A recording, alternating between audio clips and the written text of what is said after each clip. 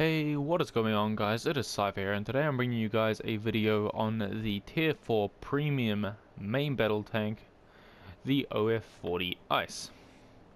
Now, this tank here is one of the tanks that you get for purchasing the Legionary or higher Founders Pack. It's a Tier 4 Tier 4 Main Battle Tank, sorry, based on the Shishkin's core, I think is where it is. Oh, no, Wolfies is where the main battle tanks along this line are. As you can see, it is a tier 4 standard main battle tank in the line if you don't want it with the skin. But anyways, guys, my first impressions on this tank are it's extremely mobile, but there's not a lot of armor to it. The gun is extremely accurate whether you're moving or stopped. You can hit a lot of tanks on the move. You do miss some shots, as you'll probably see in the gameplay that I'm going to put up after this, but it does hit the majority of the shots. Anyway, guys, let's get into the stats here. As you can see, this gun has a 428 average damage with its 105mm AP FSDS rounds, along with 320mm of penetration, which gives it a fairly good 3173 damage per minute. This gun has an 8.09 second reload time, which does seem to get a fair amount of rounds down range, so you can rack up some easy damage in matches. Now, this tank has a 59.4 km/h top speed. Now, this thing can really move if you want it to. If you need to get away, you can. You pop smoke and you start moving, this thing will get away very quickly due to its 0 to 30 being only 4.7 seconds. Now, this tank weighs 45.5 tons, which is not a light tank, but it really can get moving due to it having such thin armor, as you're going to see very soon. Now, the hull traverse is 36.19 degrees per second, and I don't ever seem to have a problem with this. It turns quite nicely, especially if you're stationary. The camouflage factors are 25% all across the board. Combine that with the 400 meter view range that this tank has, and it can spot tanks quite easily. Now, this tank gets 9 degrees gun depression over the front of the tank and 1 degree over the back, with a maximum of 0.12 deviation, along with a 1.79 second aim time. The turret traverse is a fairly nice 28.5 degrees per second, and if you spin the hull and turret at the same time, you can really get going. So, guys, onto the ammo. This tank's standard round is a armor piercing, fin stabilized discarding saber round, as I said earlier, an AP FSDS round. This round will go through most of the tanks you meet, pretty much just point and shoot. Some things you will have to aim for weak spots like the lower plate, stuff like the T80s and stuff that you can see in any of the T series. It also gets a high explosive plastic or a hip round, which I don't actually use. I've never used a shot in this tank. And a high explosive anti-tank or a heat round, which it's really powerful this round, but it's fairly expensive. So, guys, onto the armor, and as I said earlier, this tank really doesn't have a lot going for it in the armor department. It's got 65mm on the front of the turret, however that is spaced, along with 70mm on the hull. It has 35mm on the side of the turret and hull, along with 30mm on the rear of the turret and 25 on the hull. Now, guys, a little bit about the history of this tank. If you want to read up on this, you can pause the video now. Okay, guys, and now that I've shown you the stats about this tank, let's see it in some gameplay.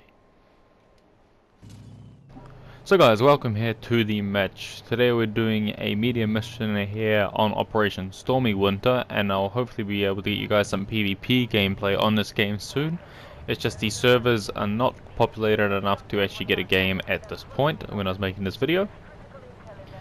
So, guys, as you can see here by the speed of this tank, like I said in the first part of the video, this tank is really quick, and I actually started gaining on that Zalo there, but then he started to pull away when he put his foot down. Now, he did stop, so I had to pull a quick hard turn to the side. As you see, guys, I do take a shot there without realizing that he was behind the building, but oh well, like I said. But that, as you saw, the gun does very rarely bloom. It stays pretty much near fully aimed even when moving,